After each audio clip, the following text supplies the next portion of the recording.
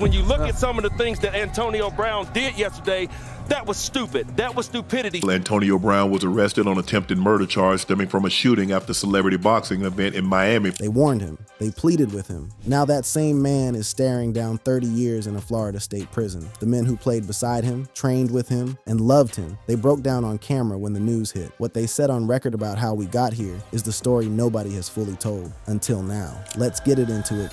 The charge. Under Florida's 10 to 20 life statute, a conviction on his current charge carries a mandatory minimum of 20 years in prison and a maximum of 30 years. Antonio Brown was 37 years old when the incident that triggered all of this went down. You do not need a calculator to figure out what 37 plus 20 looks like. That is not a career sentence. That is a life sentence. And the entire NFL world is sitting with that fact right now. So let us walk through exactly what happened. Because this story did not start in a courtroom. Antonio Brown played professional football for 12 years. In that time, he became the most consistently dominant wide receiver of his generation, a player so precise in his route running, so relentless in his pursuit of perfection at the position, that opposing defensive coordinators designed entire game plans just to limit what he did with the football. That is not commentary. That is the documented record of a man who made 6 Pro Bowl rosters, earned 4 first-team All-Pro designations, and walked away from the sport with a Super Bowl ring courtesy of the Tampa Bay Buccaneers in the 2020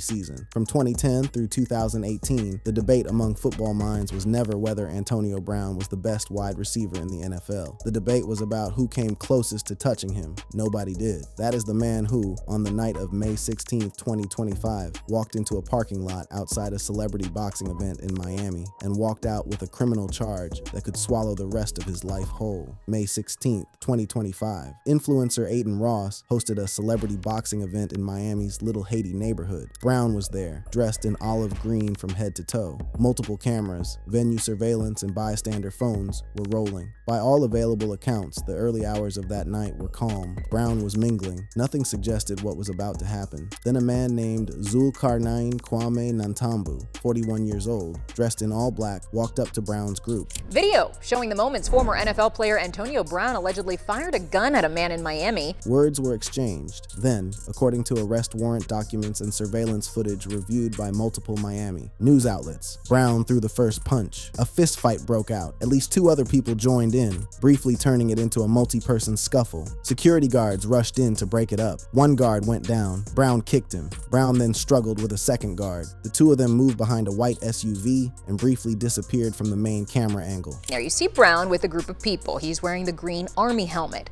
A man dressed in all black approaches. Then it appears Brown takes the first swing. That moment behind the white SUV is the pivot point of this entire case, because when Brown reappeared on camera, the fight was over. Security had intervened. Nantambu had been separated and was walking away. The threat, whatever its original nature, was no longer present. Brown came back around the corner holding a gun. Brown goes behind a white SUV and appears to pull a gun and run toward the alleged victim. Prosecutors say Brown grabbed the firearm from a security staffer. Brown's defense says it was his own licensed personal firearm, retrieved from near his vehicle. Either version leads to the same surveillance footage, which shows Brown not walking, jogging, toward a man who was already walking away from the scene. Then 2 shots were fired. The alleged victim told investigators one of the bullets grazed his neck. The crowd scattered. People ducked, ran, panicked. About a minute later, Brown walked back into frame, calmly, and was approached by security guards with weapons drawn. He was briefly handcuffed and detained. He was not arrested that night. Nantambu did not give a full statement identifying Brown to investigators until May 21st, 2025, 5 days later. That gap was all Brown needed. An arrest warrant for second-degree attempted murder with a firearm was issued out of Miami-Dade County in June 2025. By that time, Brown was already gone. He had flown to Dubai, UAE, where he had documented business interests and began posting on social media. He claimed he was jumped. He claimed multiple people tried to steal his jewelry and cause him physical harm. He claimed self-defense. His attorney, Mark Aglarsh, backed that position and called the police affidavit mistaken. Brown posted defiant videos from the Middle East. He stayed for 4.5 months. In early November 2025, U.S. Marshals located Brown and executed the extradition. He was brought to Essex County, New Jersey first, then transferred to Miami. He stood before Circuit Judge Judge Mindy Glazer. He entered a plea of not guilty. On November 12, 2025, Brown was released on a $25,000 bond, GPS ankle monitor, house arrest conditions initially, passport surrendered. Prosecutors had argued forcefully that Brown was a flight risk, and given that he had literally been living in Dubai for 4.5 months while an arrest warrant was active, nobody in that courtroom could argue with a straight face that the concern was unreasonable. On November 17, 2025, Assistant State Attorney Stephanie Cruz laid out the full picture of what Brown faces. Base charge for second-degree attempted murder, up to 15 years. Add Florida's 10-20 life firearm enhancement, triggered because the weapon was allegedly discharged. The maximum doubles to 30 years. The mandatory minimum, if convicted, sits at 20 years. Those are not soft numbers. Those are concrete statutory floors and ceilings, and they apply to a man who was 37 years old when the incident occurred. Then January 2026 arrived, and the case changed in a very specific way. Miami police released the full surveillance footage, obtained through public records requests by Local 10 News, CBS Miami, WSVN, and NBC Miami. This was not the grainy, shaky bystander phone footage that had circulated on social media immediately after the May 2025 incident. This was high-resolution, multi-angle venue surveillance. Every camera captured a different part of the sequence. And when you watch them together in order, the picture they paint directly contradicts key elements of Brown's self-defense narrative. The footage shows Brown swinging first. The footage shows Nantambu being separated and walking away. The footage shows Brown retrieving the weapon and jogging toward a man who was already leaving the scene. Ochochenko himself described what it felt like to hear just how comprehensive that footage was, and we will get to his full reaction shortly. Separate body cam footage released the same week showed Brown in the back of a police cruiser on the night of the incident. According to NBC Miami, Brown complained about a cut on his knee, asked why he was in handcuffs, insisted he had done nothing wrong, and asked to use the bathroom and call his mother. He was compliant overall. He was not yet under formal arrest, and he was already building his self-defense story, brick by brick, from the back of a police car. As of March 2026, the case remains active. No trial date has been set. A stand-your-ground immunity hearing, Brown's best shot at getting the charges dismissed before a jury ever hears the case, is scheduled for April 2026. The judge has granted limited travel, Tampa in January for work, California in March for a medical evaluation tied to Brown's health history and possible CTE claims. Brown has complied with all bond conditions. The legal battle is still in motion, but the emotional reaction from the NFL world that has already been recorded, preserved, and posted for the world to see, and it hit harder than anyone expected. The reaction. When the arrest news broke in November 2025, the sports media cycle did what it always does. Talk shows fired up, analysts pulled out their notebooks, commentators started lining up takes. But what happened in a few specific places, with a few specific people who actually knew Antonio Brown, was something entirely different from a hot take. It was grief. Raw, unfiltered, public grief from men who grew up alongside Brown, trained alongside him, and watched him become the best in the world at what he did. The most important reaction came from the Nightcap podcast. Shannon Sharp hosted. Chad Okochinko Johnson was the guest. And what unfolded in that studio over the course of 13 minutes was not sports commentary. Ochocinco knew Antonio Brown before Brown was famous. He knew him as a teenager at Northern High School in Miami. He knew him at Central Michigan. He knew him from years of shared off-season training camps, a group that included Okochinko, Brown, Andre Johnson, Santana Moss, and others, Miami-bred receivers who pushed each other every summer, every off-season for years. When Ochochinko talks about Brown, he is not talking about a player he covered on a beat. He is talking about a man he came up with from the bottom. AB arguably one of the most dominant receivers, not just in his era, of his time. Kept from 2010 to 2018. He was a 4-time first-team All-Pro. He was a 7-time Pro Bowler. That is not exaggeration. That is the documented record. From 2010 through 2018, Antonio Brown was arguably the most productive wide receiver in the entire sport. 6 consecutive seasons of 1,000-plus receiving yards, consecutive first-team All-Pro selections, a Super Bowl ring with Tampa Bay. Numbers that put him in a conversation with the greatest to ever play the position. And Ochochinko watched every step of that career happen in real time, knowing the person behind the production. We all grew up together.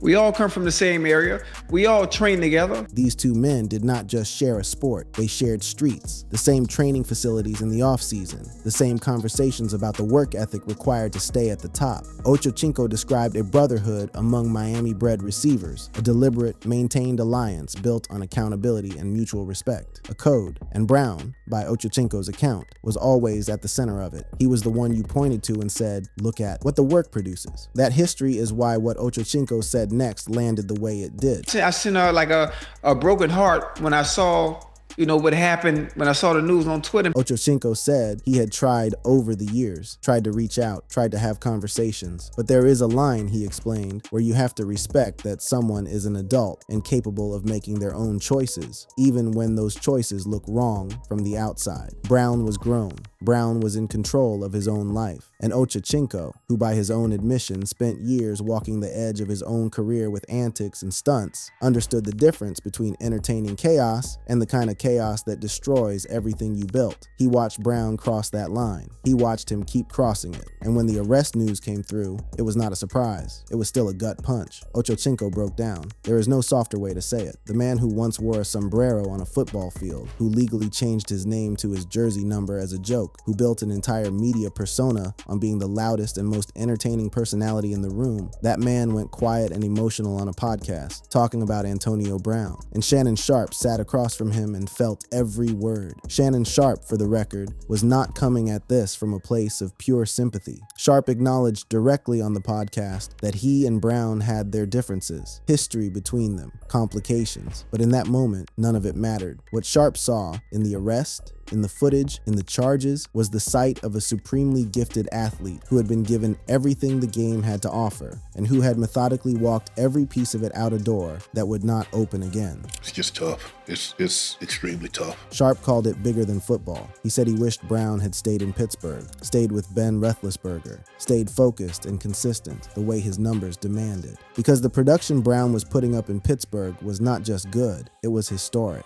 And Sharpe's argument was simple. You had a chance to be the greatest wide receiver of your generation, and you chose everything except that. That conversation on Nightcap was not the only reaction from former teammates. Le'Veon Bell, who played alongside Brown in Pittsburgh during some of the most productive years of both of their careers, posted a direct reaction to the arrest news expressing disbelief. Bell and Brown were part of one of the most dangerous offensive combinations in the AFC for years. Bell running, Brown catching, Big Ben throwing. That chemistry was real, and whatever friction existed between them over the years, Bell's public response to the arrest was not satisfaction. It was shock. There was also the matter of Odell Beckham Jr. Back in April 2022, in the immediate aftermath of Brown's exit from the Buccaneers, OBJ posted on X referencing his own torn adductor and connecting it directly to how Brown had been handled, calling Brown his brother and expressing that the way things went down was hard to accept. That post did not excuse anything, but it revealed something important about how players inside the league view each other, with a solidarity and a shared understanding of what the physical toll of professional football actually looks like that the outside world rarely sees. Then there is Michael Vick. And what Vick said matters because Vick was actually there in the Pittsburgh locker room as Brown's teammate, watching the day-to-day version of Antonio Brown that nobody outside that building ever saw. I think first and foremost,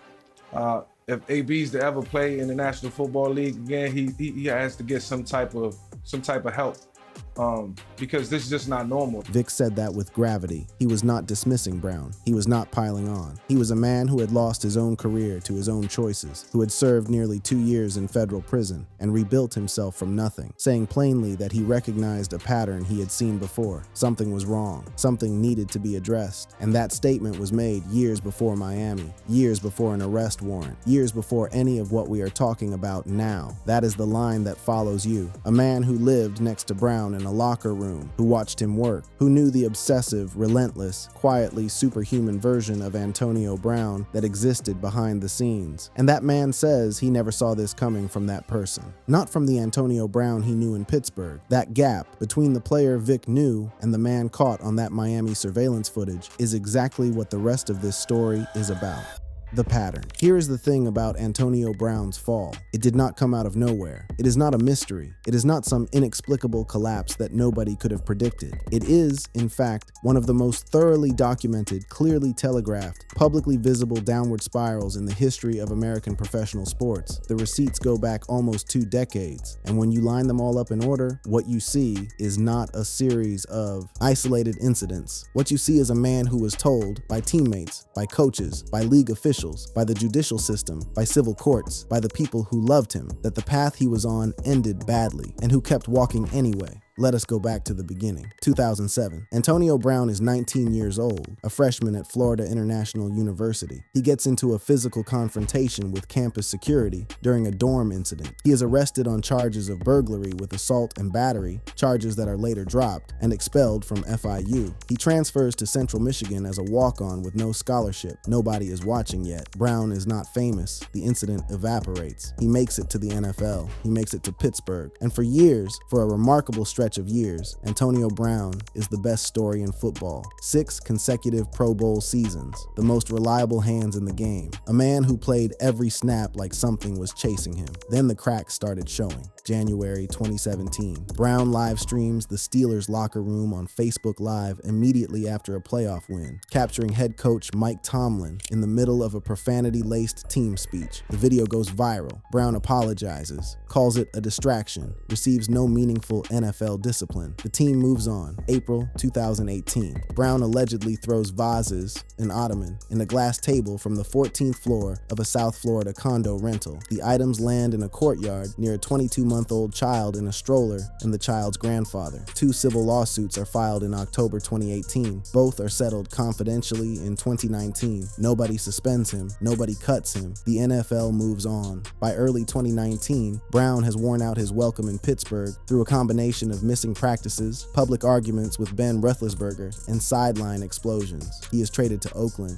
and then the Oakland chapter opens, which is genuinely one of the strangest 8-week stretches in NFL history. Brown suffers frostbite on his feet from a cryotherapy machine at the Raiders facility and misses most of training camp. He then refuses to wear the league-mandated helmet under new safety rules, threatening retirement over the right to keep using an old model that the NFL had officially discontinued. He files multiple grievances. He confronts Raiders general manager Mike Mayock on the practice field. He posts a recorded voicemail from head coach John Gruden on social media. He is released before playing a single snap for Oakland, signs with the New England Patriots the same day, released 11 days later after playing 1 game. A civil lawsuit filed by former trainer Brittany Taylor the same week alleged rape and sexual assault on 3 separate occasions between 2017 and 2018. Brown denied everything. A second accuser emerged. The Allegheny County District Attorney declined criminal charges citing statute of limitations issues. The civil case settled in April 2021, with both sides issuing statements. Brown countersued for defamation. No criminal conviction resulted. January 2020, Hollywood, Florida. Brown is involved in a physical altercation with a moving truck driver. Dashcam footage captured Brown and a trainer throwing rocks at the truck and physically confronting the driver. Brown pleads no contest to felony burglary and battery, probation, community service. A civil jury later awards the driver over $1.2 million in damages. He signs with the Tampa Bay Buccaneers, wins a Super Bowl. For a moment, it genuinely looked like the story might have a different ending. Then January 2nd, 2022 arrived. Tampa Bay was playing the New York Jets. Brown was not getting targets. He was not happy. And in the middle of a 3rd down play, with his offense on the field in a huddle, Antonio Brown walked to the sideline and took off his jersey, then his shoulder pads, then his gloves. Then he jogged, shirtless, across the field toward the tunnel. We love AB. We love AB's ability, right. But what about what he just did with New York? What about what he just did running off the field? That was the reaction in real time from people who had covered Brown and respected his ability, not anger, disbelief, because the man walking shirtless through a stadium while his team ran a play behind him was supposed to be the same man who had dedicated off seasons in Miami, who had broken down defenses every Sunday with a precision that made everyone around him look like they were moving in slow motion. Ocho Cinco's reaction said it plainly. I love AB. I love Nah, AB. you need to defend that. I can't. that's something that I wouldn't have done. I don't have those kind of balls. He laughed when he said it, but not in a way that was funny, in a way that was covering something heavier. Ocho, for all his own charisma and antics over the years, always understood exactly where the line was. He understood that you could be entertaining, you could be loud, you could be yourself, but you did not walk off the field while your team was in a huddle. That was a different category entirely. Others on the panel were less measured. When you look at some of the things that Antonio Brown did yesterday, that was stupid. That was stupidity. Brown claimed after the fact that he had been forced to play on an injured ankle and refused. The Buccaneers disputed that version completely. Head coach Bruce Arians simply said, he is no longer a Buck. Brown's NFL career ended that afternoon. Not normal for AB.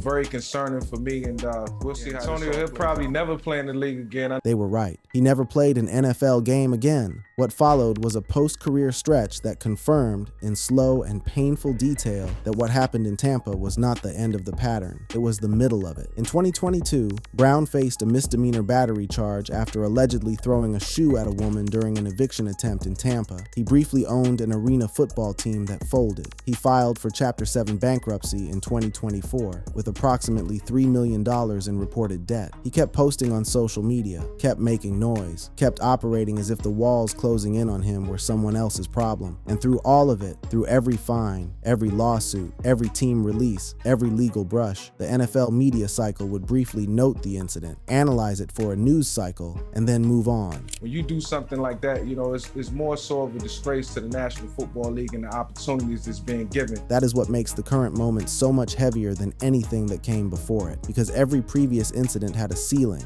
a fine, a settlement, a team cutting him loose. There was always another chapter, another opportunity, another team willing to overlook the history because of the talent. Florida's 10-20 life statute does not overlook history. It does not care about Pro Bowl selections or Super Bowl rings. It is a mandatory minimum. It is a number on a statute book. And right now, it has Antonio Brown's name attached to it, and the people who watched him play, who trained with him, who called him brother. They have been watching this pattern build for years. They tried to warn him, not loudly, not publicly, not in ways that made headlines, but they tried. There is also the question that Brown himself keeps raising, the one that adds a layer of genuine complexity to all of this. Brown has repeatedly cited head trauma from football as a contributing factor in his behavior. He has referenced CTE. He has compared his struggles to those of former NFL players who suffered severe neurological damage from the game. His legal team has pursued that argument formally, and a judge approved a medical evaluation in California specifically tied to his health history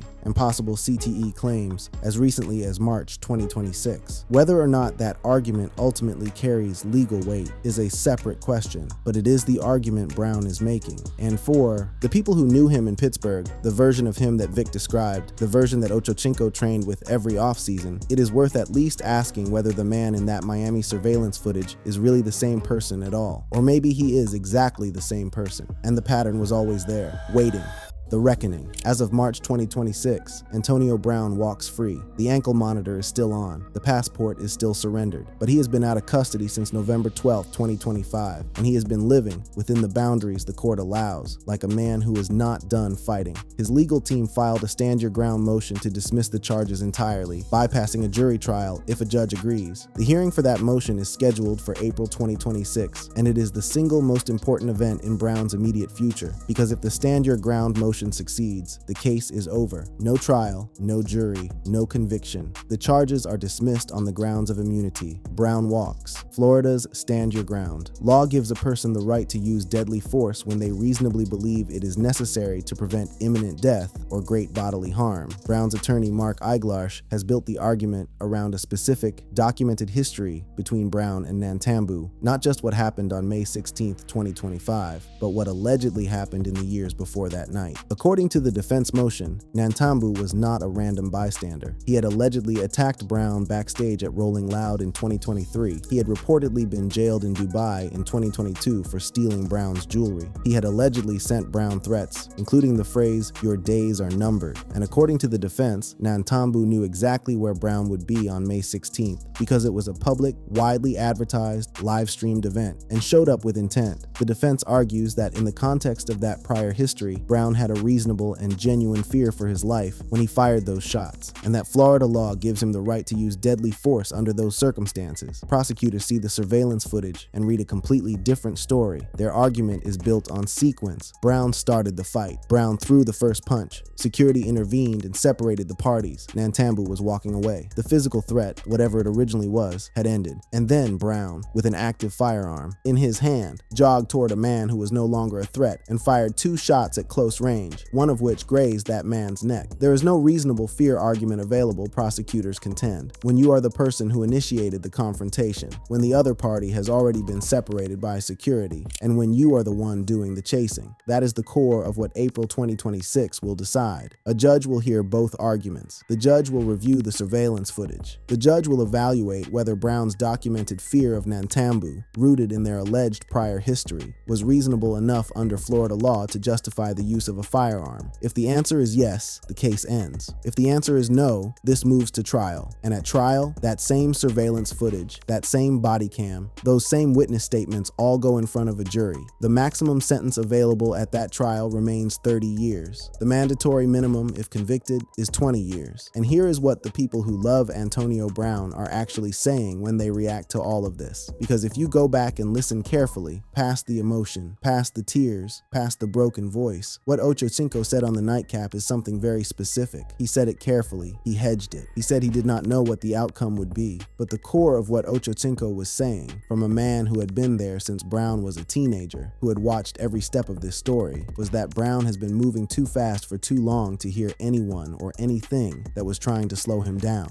That every previous consequence failed to penetrate because it was small enough to escape, and that perhaps this, a charge this serious, a fight this real, a set of stakes this high, is the first thing in Brown's life large enough to actually stop him. That is not condoning the behavior. Ochocinco said explicitly that he did not agree with Brown's decisions. He said explicitly that he had tried to talk to him and that Brown made his own choices as an adult. What Ochocinco was expressing was not forgiveness for what happened in Miami. It was hope, fragile, uncertain, unguaranteed, that the person he grew up with still exists somewhere inside the man who has been making these choices, and that maybe, forced to sit still, forced to face this, that person finds a way back. Shannon Sharpe put it differently. Shannon Sharpe, who spent a career watching elite athletes convince themselves they were invincible, described a very specific kind of blindness that comes with being the best at something. He said it is hard to reach someone who genuinely believes they are above consequence, and the evidence of Brown's belief in his own invincibility is everywhere in this story. It is in the furniture thrown from a 14th floor balcony. It is in the social media posts while an arrest warrant was active. It is in the decision to flee to Dubai rather than face the process. It is in the defiant videos posted from overseas, and it is in the shirtless walk across a stadium field while his team ran a play behind him. It is a very specific kind of gravity that comes with being told, at the highest level, that you are the best there is, that you are untouchable, that you are special. Brown heard that message from coaches, from fans, from teammates, and at some point, that message appears to have calcified into something that crowded out every warning, every consequence, every person trying to tell him that the path he was on had an end. There is also the unresolved medical question sitting underneath all of this. Brown has consistently tied his post-NFL difficulties to football-related brain trauma. He has referenced CTE. He has pointed to the neurological damage that has ended or haunted the lives of other players at his level. His legal team has formally pursued a medical evaluation along those lines, which a judge approved, allowing Brown to travel to California in March 2026 for that specific purpose. Whether or not that argument finds traction in a courtroom, it is the argument Brown believes in. It is the story he is telling himself and everyone willing to listen about why a man who was once the most prepared, most disciplined, most technically precise receiver in the NFL ended up on a Miami surveillance tape, jogging toward an unarmed man with a gun in his hand. Maybe that is true. Maybe it is part of the picture. Maybe the sport consumed something in him that he was never equipped to get back. Or maybe not. Maybe this is simply what the pattern always was, moving at its own speed toward its own conclusion, with Brown walking the whole way. Either way, this is where it ends up. April 2026 in a Florida courtroom. A stand your ground hearing. A judge. A set of surveillance tapes. A mandatory minimum statute that does not negotiate. And outside that courtroom, in Miami, in Pittsburgh, in the studios where men who played this game for decades are trying to make sense of what they watched. There is a version of Antonio Brown that the world still mourns. Not the man in that footage, the other one, the one in olive green before the night went wrong, the one running routes at training camp at 6 in the morning, the one Chad Ochocinco watched grow up. The April 2026 hearing is Brown's last real door before this goes to a jury. Every person who has ever watched him play, every person who understood what he was capable of on a football field, is watching to see whether he walks through it. And what the entire NFL world reacted to in November 2025 was not the legal technicality of a charge. It was the sight of a man with everything choosing nothing, step by step, year by year, until Miami.